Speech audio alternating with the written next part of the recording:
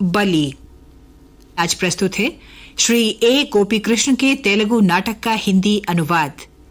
इस नाटक को आकाशवाणी वार्षिक पुरस्कार प्रतियोगिता 2003 में द्वितीय पुरस्कार प्रदान किया गया है। तो सुनिए नाटक बलि।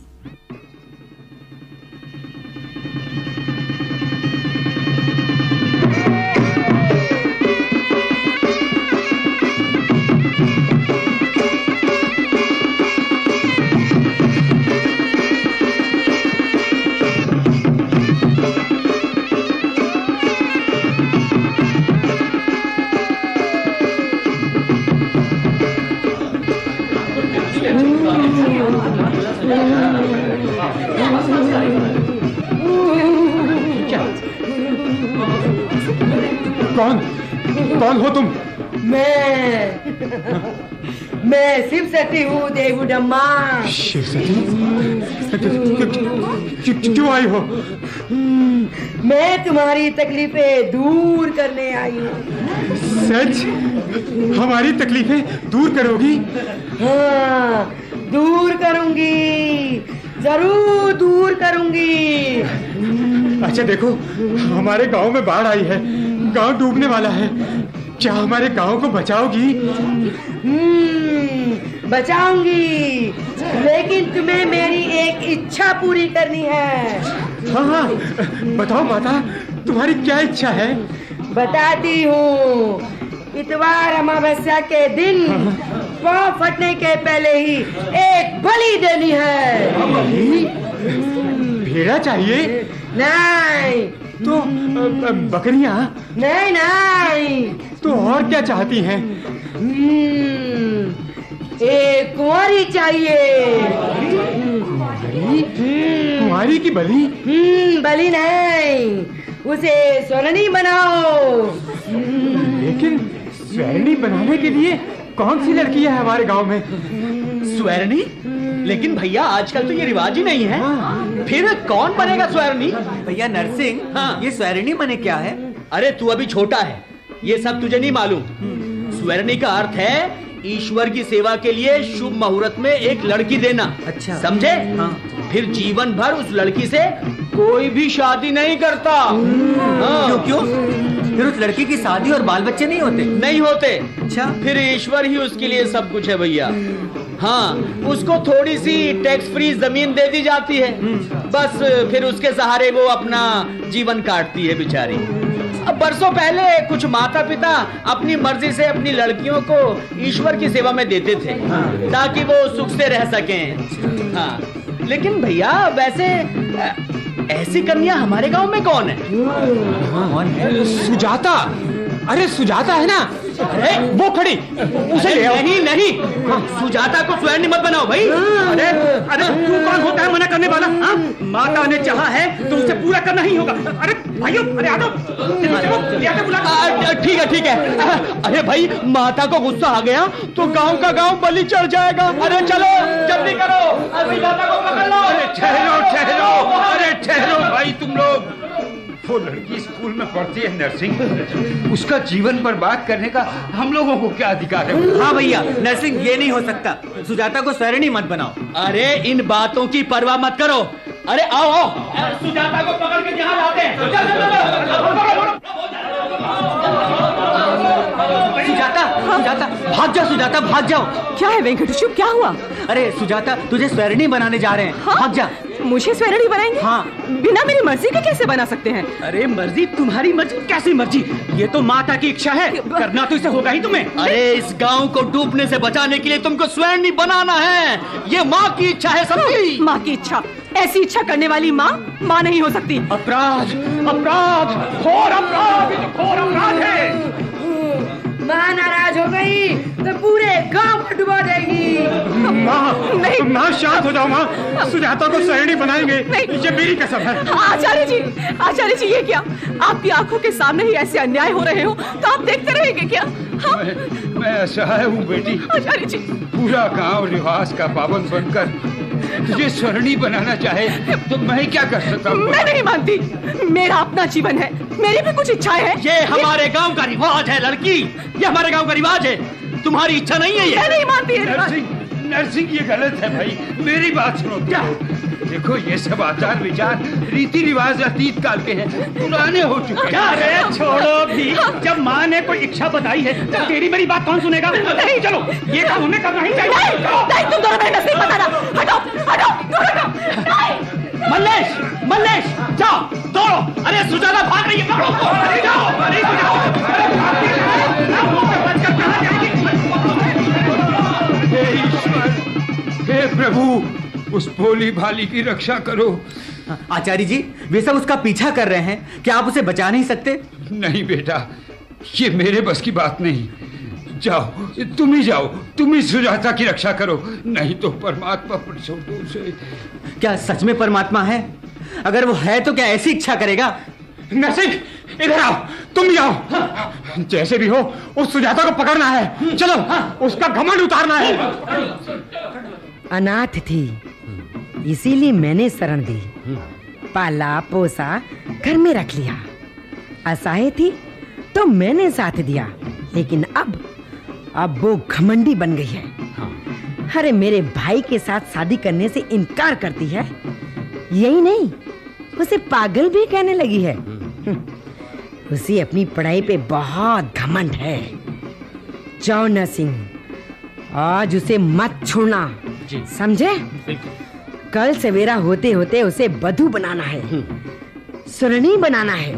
अरे फिर शादी वादी कुछ नहीं, उसे हमारे मुताबिक जिस किसी के पास जाना पड़ेगा। गांव में बाढ़ आना अच्छा ही हुआ। क्यों बहन राजम्मा? तुमने बहुत अच्छी योजना बनाई।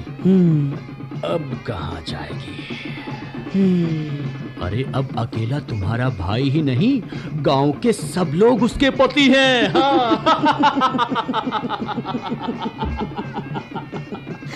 जाओ नरसिंह, जाओ, देखो सब लोग मंदिर की ओर जा रहे हैं। हाँ, जाओ जल्दी से उस छोकरी को पकड़ के ले आओ। हाँ, जा, ऐसा ही होगा बहन। हाँ, जा रहा हूं। जा।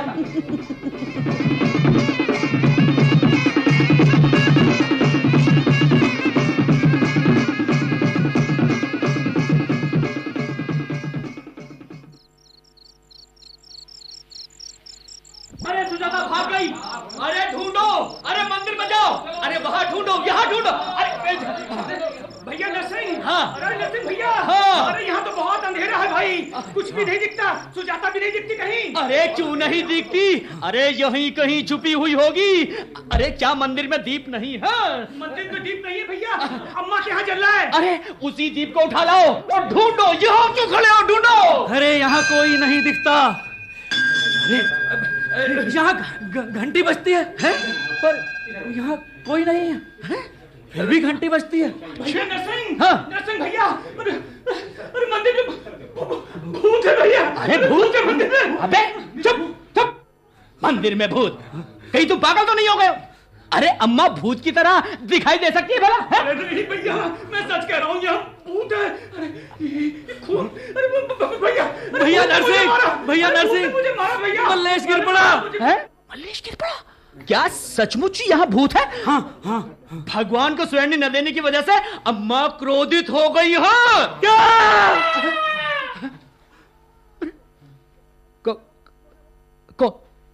कौन है वो? यादगिरी? यादगिरी? यादगिरी? कहाँ है रे? अरे अरे कौन चिल्लाया यार?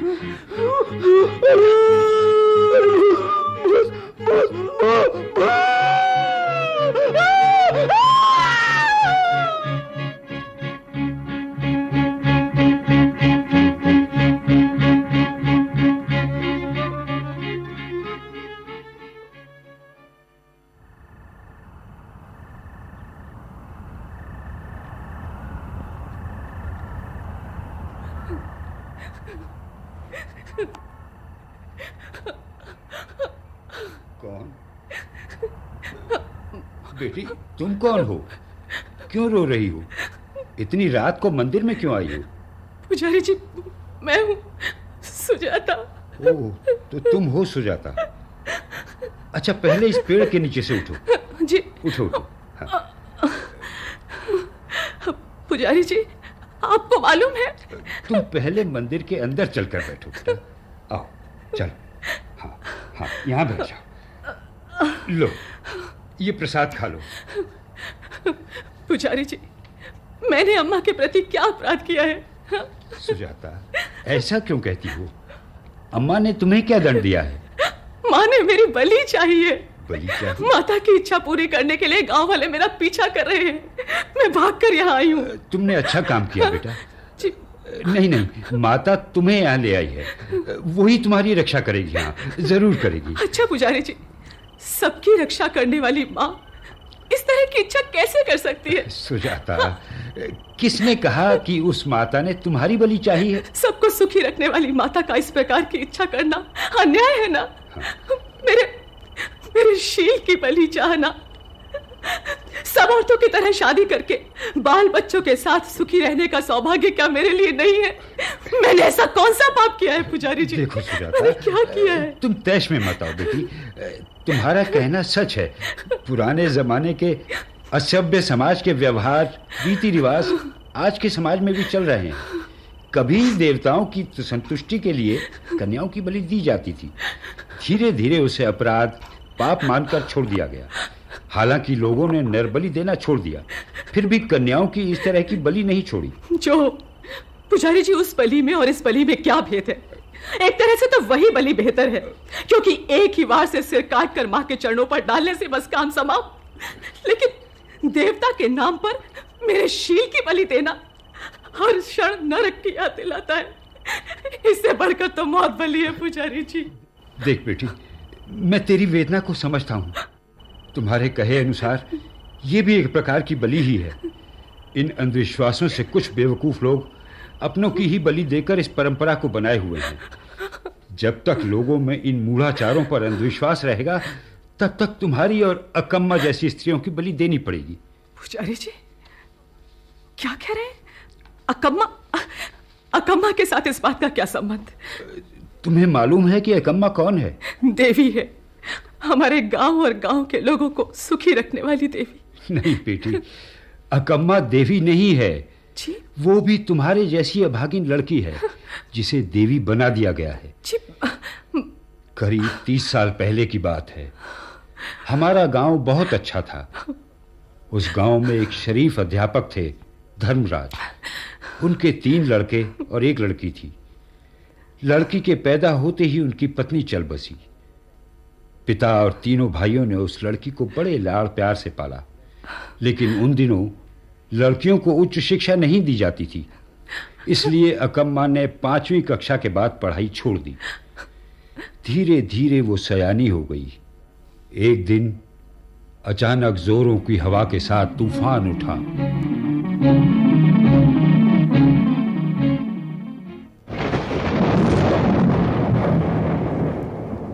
बेटी अकम्मा, ये आवाज कैसी है? कुछ नहीं पिताजी, बरसात की वजह से खरक गिर गया है। और देखो ना, पिछवाड़े का दरवाजा भी टूट गया। अब क्या करे? पिताजी, छोटे भैया बैठक में शामिल होने शहर गए हैं। 3 दिन हो गए और अब तक नहीं लौटे। मुझे तो बहुत डर लग रहा है।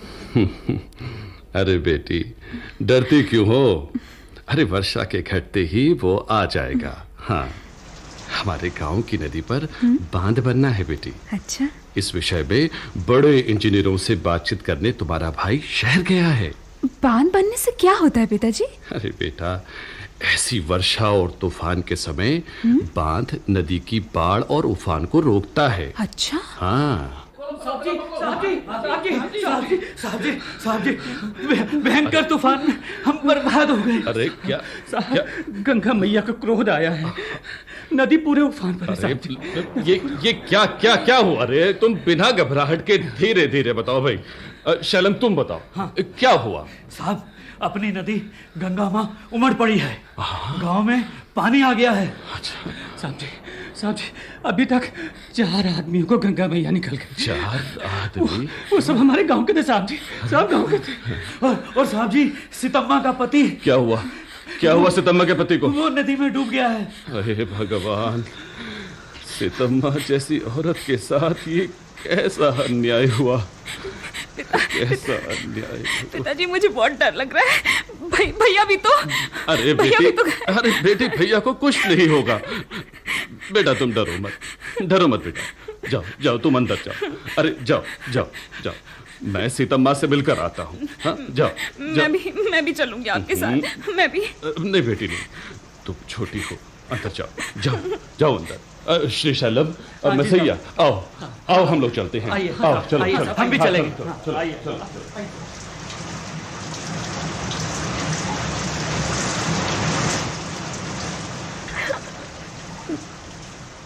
हे भगवान, ये क्या हो गया?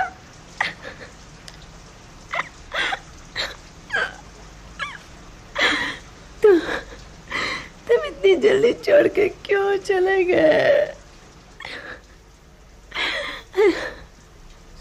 अरे तुम्हारे बिना ये बच्चे और मैं कैसे जीऊंगी? अरे सीतम्मा दुखी मत हो सीतम्मा। कैसे जीऊंगी?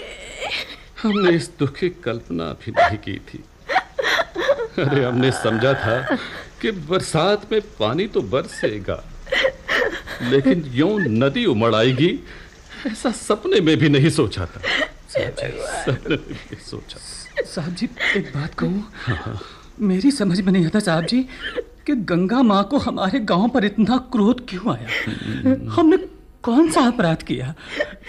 पिछले साल मेले में देवता ने एक लड़की की बलि मांगी, तो सियानी लड़की तो मिली नहीं, तो एक बकरी की बलि चढ़ा दी। सच में कितना बड़ा अपराध हुआ। इसलिए गंगा माँ ने 10 आदमियों को निगल डाला। अभी भी वो शांत नहीं हुई है। अरे कैसे शांत होगी? लड़की की बलि लिए बिना शांत नहीं होगी। ऐसा मत कहो वीरैया, गंगा माँ कभी बलि नहीं चाहती। मूढ़ विश्वासों पे अनावश्यक विचार मत करो ऐसे विचार। हाँ, अगर नदी पर बांध बनाया जाए तो नदी की बाढ़ रुक जाएगी। नहीं मास्टर जी, आपका जमाना बदल गया। मतलब? 5 साल पहले जब इसी तरह की बाढ़ आई थी तो साहब की छोटी बेटी की बलि दी गई थी। लड़की नदी के किनारे चलती गई और लड़की के साथ नदी भी चल पड़ी और नदी ने लड़की को अपने में समा लिया। और तो और पिछले साल सरपंच की पत्नी को भूत लग गया था। अरे गंगा मैया से मनौती करते ही भूत उसे छोड़कर कैसे भागा, पता है ना? अरे इसीलिए सरपंच ने गंगम्मा का मेला लगवाया है। अब हम सरपंच से पूछकर कोई शांति पाठ कराएंगे। कब तक हम यूं ही बैठे रहेंगे? कहीं गांव में कुछ ज्यादा बुरा हो गया तो? हे भगवान, मेरा तो जीवन बर्बाद हो गया। शांत सीतम्मा। सब कुछ लुट गया। अब मैं क्या करूं? साहब जी तो सच है, कुछ पूजा पाठ करवाते हैं, शायद भगवान को दया आ जाए। अरे मैसन, मेरा बेटा प्रसाद इंजीनियर है। हाँ साहब जी। अरे वो शहर के बड़े बड़े लोगों से मिलकर इस नदी पर बांध बनाने के लिए योजनाएं बना रहा है। हाँ, बांध बनने पर नदी कभी ऐसा नहीं उमड़ती। अरे तो मेरी बात सुनो, पूजा वगैरह करना चाहो तो करो, लेकिन बलि की बात मत उठाना। हाँ, बलि की बात कभी मत उठाना। जमाना बदलता जा रहा है। अरे अपनी बेवकूफी दूर करो। मास्टर जी बेकार की बातें मत करो। अंग्रेजी के 4 अक्षर सीखकर कुछ भी बोल देते हो। अरे नदी पर बांध बनने से नदी की क्या बाढ़ रुक जाएगी? अरे देवी माता को गुस्सा आया तो बांध भी गिर जाएगा। भाइयों, इनकी बातों से क्या? चलो चलो, हम सरपंच से मिलते हैं। हाँ, चलो भाई, हाँ चलो। पता नहीं इन बेवकूफों को कब अकल आएगी। सीतम्मा, शांत हो जा सीतम्मा।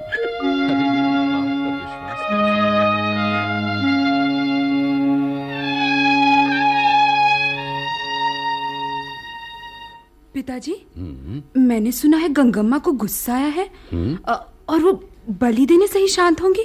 किसने कहा बेटी? नारायण चाचा ने। अरे कब कहा? कुछ ही देर पहले तुम्हारे उधर जाते ही वो तुमसे मिलने आए थे। सीतम्मा के पति की मृत्यु की खबर सुनकर ही उन्होंने ये बात कही। अरे नहीं बेटी, ये सब भ्रम है। हाँ, गंगा माँ हम सबकी माता है, और माता खुद अपनी संतान की बलि चाहती है क्या? हे भगवान, मेरे पति देव को नदी क्यों निकल गई? ये कैसी बाढ़ है? इसमें कितने डूब मरे।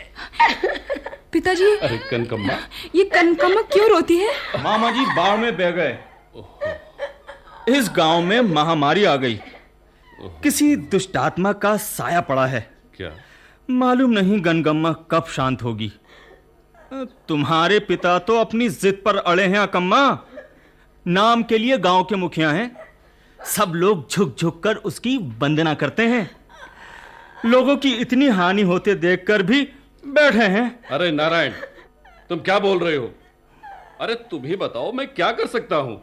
क्या मैं वर्षा को रोक सकता हूँ या तूफान में रुकावट डाल सकता हूँ? आप सब कुछ कर सकते हैं।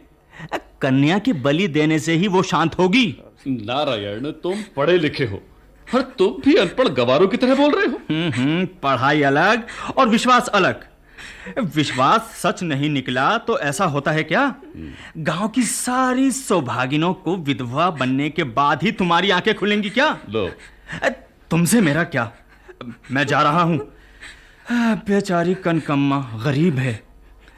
पति गांव गांव घूमकर अपनी विद्या का प्रदर्शन करके कुछ कमा लाता था, लेकिन अब उसके लिए कौन सा सहारा है? बेटी तुम अंदर चलो तुम अंदर। अरे रो मत। पिताजी मुझे बहुत डर लग बेटा, रहा है। मैं कनकम्मा के यहाँ जाता हूँ। अगर गंगम्मा को गुस्सा आ गया तो? क्यों आएगा? मुझे ऐसा कुछ भी नहीं होगा। मुझे बहुत डर लग ना, रहा है। तुम अंदर चलो तुम अंदर जाओ तुम अंदर।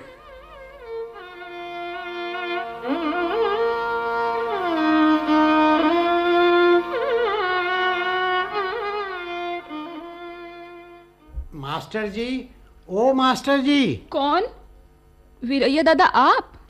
पिताजी तो कनकम्मा के घर गए हैं। अच्छा, देखो बेटी, वो कनकम्मा को कितना ही धीरज बंधाएं, फिर भी उसका दुख दूर होगा क्या? नहीं। और पता है, गंगम्मा माता रात को मुझे सपने में दिखाई पड़ी है। अच्छा? और पता है क्या कह रही थी? क्या? कि एक कन्या को खूब सजाकर मेरे पास भेजो। हाँ? अरे कौन ऐसा माता पिता है जो अपनी बेटी को भेजेंगे? सारा गांव डूबने लगा है और शहर से इंजीनियर निकल पड़े हैं नदी पर बांध बनाने। और पता है, बीच में ही उनकी गाड़ी फंस गई। मैं कहता था ना कि गंगा माँ को गुस्सा आए तो क्या बांध उसे रोक सकते हैं? कोई मानता ही नहीं। और क्या किया जाए? जो होना है सो होकर ही रहेगा। ठीक है, मैं चला। तुम्हारे पिता को ये बात बताने आया था। क्या? इंजीनियरों की गाड़ी बाढ़ में फंस गई? उसमें तो मेरे छोटे भैया थे। हे गंगा माँ मेरे भाई की रक्षा करना। हे गंगा माँ मेरे भाई की रक्षा करना। माँ, कन्या को सजाकर भेज दो। कन्या को सजाकर भेज दो। सजाकर भेज दो। भेज दो। भेज दो। भेज दो। गंगम्मा, माँ, ये सच है? माँ, तुमने ऐसी मांग की है? पिताजी के कहे अनुसार अगर बांध बनाया तो भी बाढ़ नहीं रुकेगी क्या? क्या सचमुच तुम्हें लोगों पे क्रोध आया है? माँ, ठीक है, अगर तुम्हारी यही इच्छा है तो मैं पूरी करूंगी तुम्हारी इच्छा। हाँ, मैं पूरी करूंगी। मेरी जन्मभूमि, अपने गांव के लिए, अपने भाइयों के लिए मैं पूरी करूंगी। हाँ, मैं अभी आई। माँ शांत हो जाओ। मैं आ रही हूँ माँ, मैं आ रही हूँ।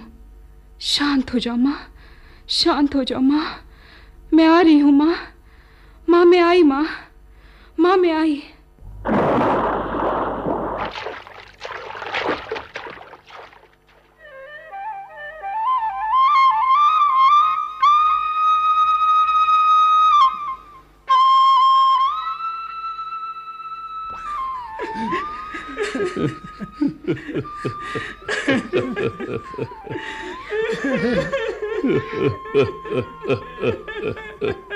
बेटी, ये तुमने क्यों किया?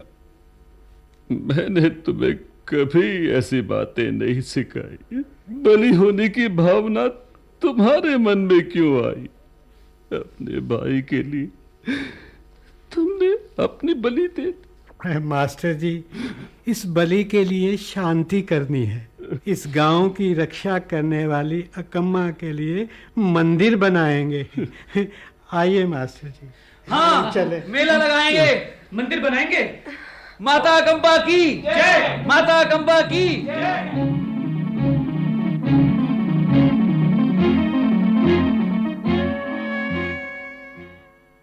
ओह, तो ये अकम्मा मेरी जैसी? हाँ हाँ, तुम्हारे जैसी। गांव वालों के लिए, अपने भाइयों के लिए अपना बलिदान किया उस लड़की ने। पुजारी जी, इस दीप के प्रकाश में माता को देखने से ऐसा लगता है कि अकम्मा अब भी जीवित है।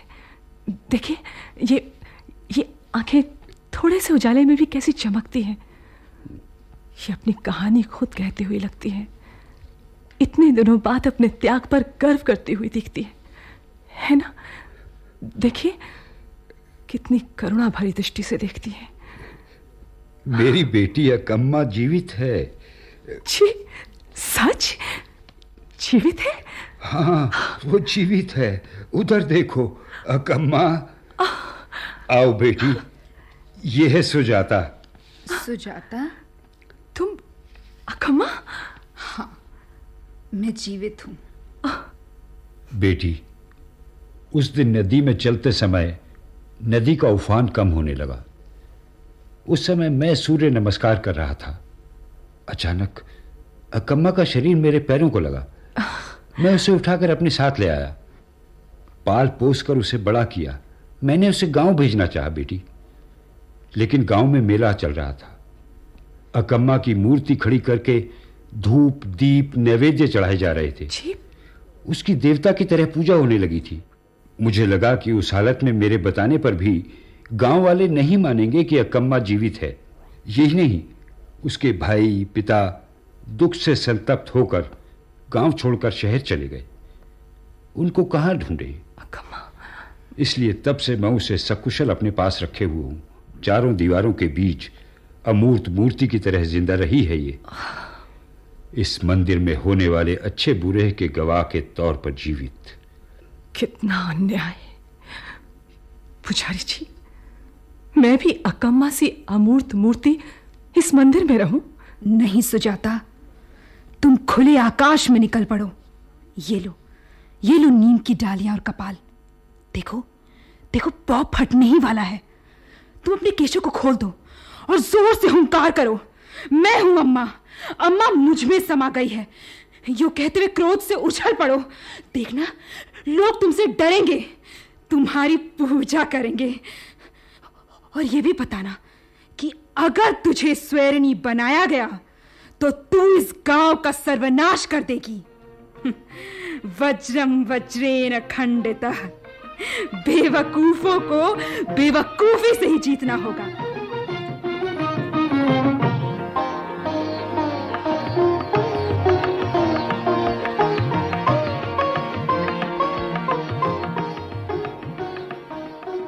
बलि।